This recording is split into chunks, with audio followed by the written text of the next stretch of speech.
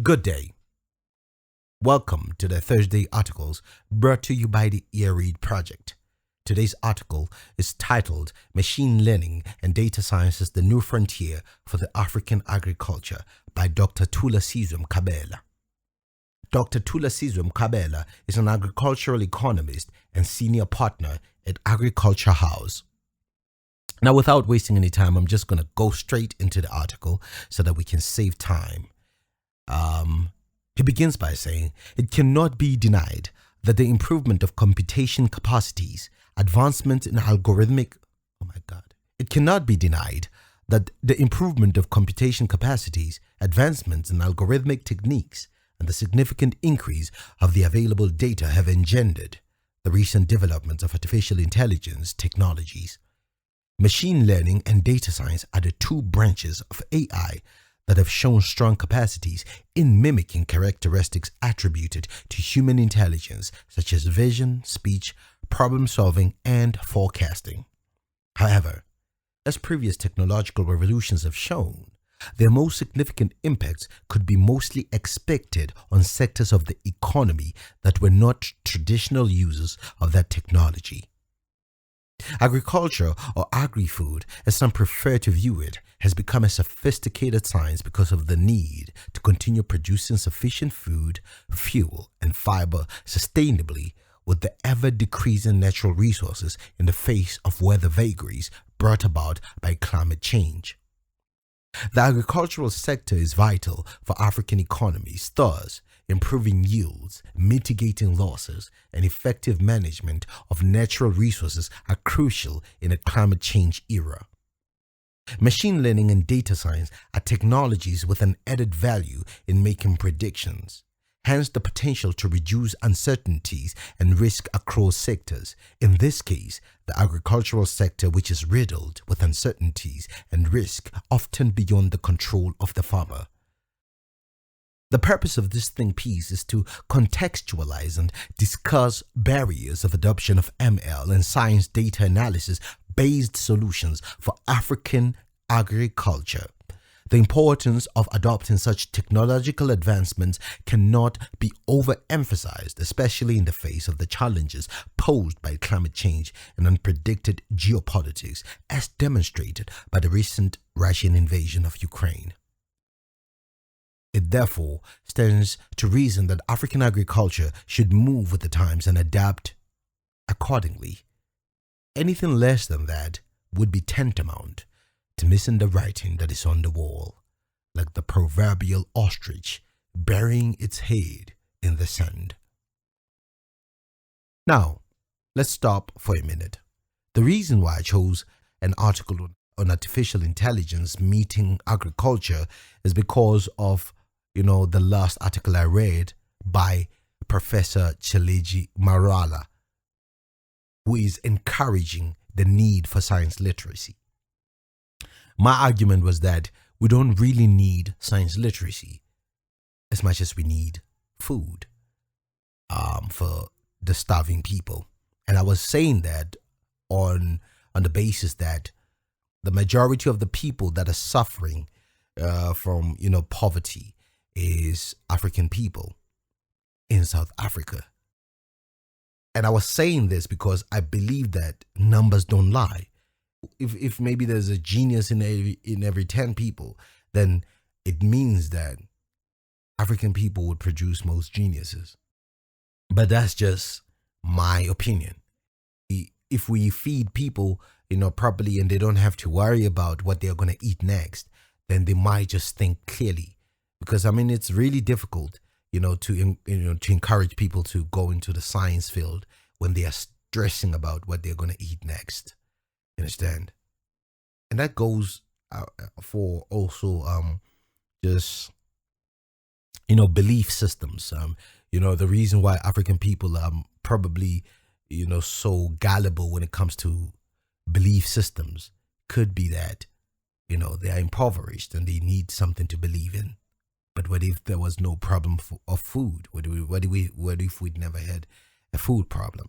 Would they be thinking different? Would their decision making be much better? With that said, I will continue from here because now he has given us why he's written the article, which is to discuss the barriers to the adoption of ML and science data analysis. So I just want to hear what he has to say about that, and him obviously, I guess, tangling it to food production. He continues to say, despite Africa lagging behind other regions in this regard, South Africa is poised to catch the AI wave and lead the African pack, as it were. There are already encouraging signs that South African agriculture is moving with the times, as institutions of higher learning like University of KwaZulu-Natal are already offering training in this space. The University of KwaZulu-Natal is offering training on drone piloting to its agricultural students in order to better prepare them for the marketplace of the future, and that future is already here. Such tools at the hands of South African agricultural graduates sets them apart from your run-of-the-mill agricultural graduates. It is also encouraging to note that some provincial departments of agriculture and rural development are also offering similar training in current and in-demand skills like drone piloting licensing. The Western Cape Department of Agriculture and Rural Development is a pioneer in this regard, having started a drone pilot training well before any other department caught on the need in the marketplace of such skills. South Africa is also a leader on the African continent in terms of precision agriculture, which could be construed as a precursor to the adoption of machine learning and data science exploitation in agriculture. Well, so far he's pointing out one technology, which is drone piloting. I'm looking forward to probably as the article continues to maybe to hear of other technologies of a similar nature that are there to ensure that they improve, I guess, the agricultural space and ensure that food production is much better and much more enhanced. So far I'm hearing universities like KwaZulu-Natal adopting these drones and everything. He didn't really go deep into why they're used, but maybe as we continue with the article, we'll hear that part. So he continues to say, despite the recognition and embrace of artificial intelligence by the South African agricultural sector, there is still room for improvement in order to catch up with the rest of the world and be amongst the leaders in modernizing agriculture and food sector. The embrace of such sophisticated technologies in the agri-food sector bodes well for the participation of the youth in agriculture because the millennial and other young generations are already technologically savvy, thus have a high affinity for technologically inclined industries and jobs. The advent of the machine learning and use of data science in agriculture renders the sector more appealing to the youth and creates more quality jobs beyond just primary production and the mainstream value addition, which is factory-based. However, the successful takeoff of machine learning and use of data science in South African agriculture and beyond is predicated availability of reliable and affordable energy supplies.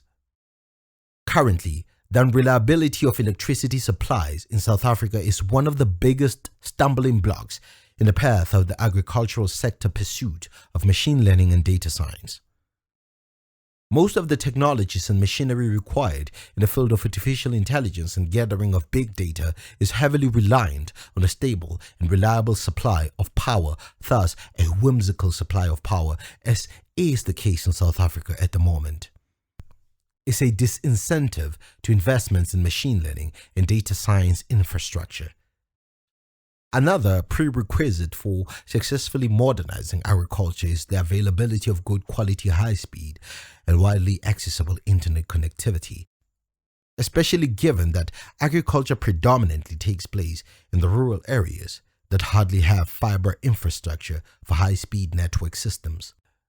Thus, increased internet connectivity and reduced costs are indispensable if the envisaged advancement and modernization of the agricultural sector is to be realized in South Africa. Furthermore, the adoption of machine learning and data science are important tools in the arsenal to deal with the challenges of climate change and diminishing natural resources. As a caveat, state-owned institutions in the agricultural space need to come to the party more than ever before to remove the identified barriers to entry and stumbling blocks by providing public goods through research and development. The institutions that come to mind include the Agricultural Research Council, the National Agricultural Marketing Council, the Agriculture and Land Bank, and the Perishable Product and Export Control Board. And he ends it like that.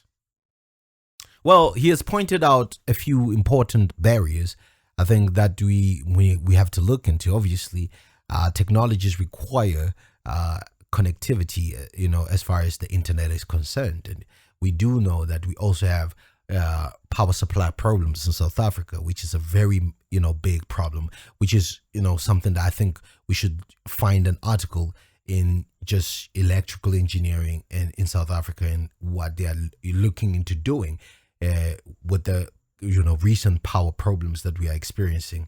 I think the next article should be on that, because it's affecting everything.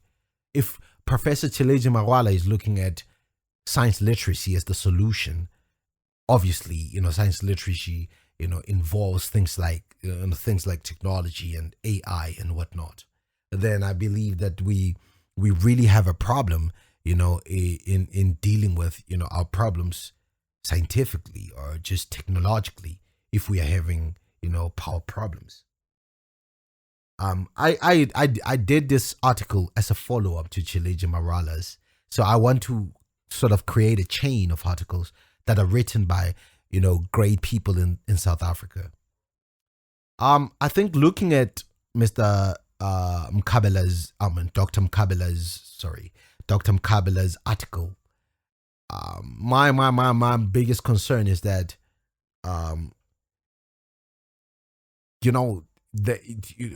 the technology is raising the interests of young people to join into the agricultural sector just because probably they're made cool by the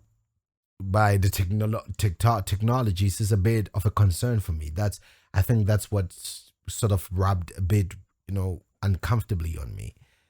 We have seen, in the recent past, how, making things cool has actually sort of like drained the positivity or the energy out of them. And, I'm saying the good things about them. We have seen just how making things cool could actually just kill, the importance of them. And with that said, that was my biggest, concern for them. But apart from that, he didn't really go deep into, food production and, the ways of going about it. But maybe he has a book coming or something that's going to basically show us, in an in-depth, view into his ideas as a doctor in agriculture and economics. So I think that was a very beautiful article, and if you want to read it yourself, I will leave the link in the description so you can go through it. I think I will try to find articles on electricity, and so that we can explore that as well, to ensure that we see exactly how South Africa is dealing with the recent power problems that we have been going through. Because in order for technology to thrive in this world, and in order for science literacy to be prevalent, we will need, a consistent supply of electricity. But with that said, we will leave it there and continue next week with the next article. Thank you for listening. Goodbye.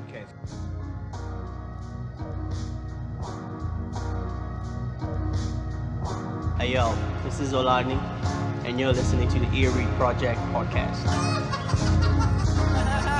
He's laughing, he's having a good time. Good for you, yeah, laugh it up, enjoy your night.